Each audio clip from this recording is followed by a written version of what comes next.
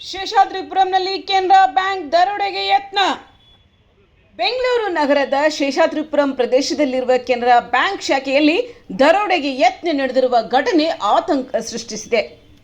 ಘಟನೆ ಕುರಿತು ಮಾಹಿತಿ ಸಿಕ್ಕ ತಕ್ಷಣ ಸ್ಥಳಕ್ಕೆ ಸೋಕೋ ತಂಡ ಆಗಮಿಸಿ ಪರಿಶೀಲನೆಯನ್ನ ನಡೆಸಿದೆ. ಶೇಷಾದ್ರಿಪುರಂ ಪೊಲೀಸರು ಸ್ಥಳದಲ್ಲೇ ತನಿಖೆ ಮುಂದುವರಿಸಿ ಕಳ್ಳನ ಚಲನವಲನಗಳ ಬಗ್ಗೆ ಮಾಹಿತಿ ಸಂಗ್ರಹಿಸುತ್ತಿದ್ದಾರೆ.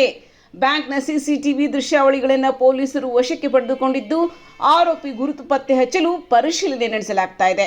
ಘಟನೆ ಸಂಬಂಧ ಕೇಂದ್ರ ವಿಭಾಗದ ಡಿಸಿಪಿ ಅಕ್ಷಯ್ ಎಂ ಹಾಕೆ ಅವರು ಬ್ಯಾಂಕಿಗೆ ಭೇಟಿ ನೀಡಿ ಪರಿಶೀಲನೆ ನಡೆಸಿದರು ಹಾಗೂ ಅಧಿಕಾರಿಗಳಿಗೆ ಅಗತ್ಯ ಸೂಚನೆಗಳನ್ನು ನೀಡಿದ್ದಾರೆ.